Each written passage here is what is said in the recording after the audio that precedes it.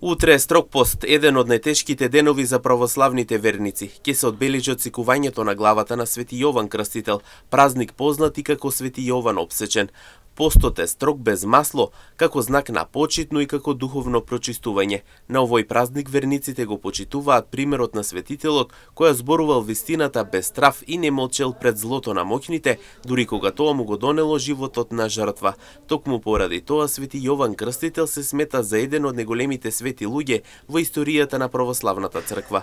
Празнувањето на Свети Јован Опсечен не е само историски спомен, туку и подршка за христијаните да останат силни и доследни во својата вера и моралност, без оглед на личните и социјалните предизвици со кои се соочуваат во денешниот свет.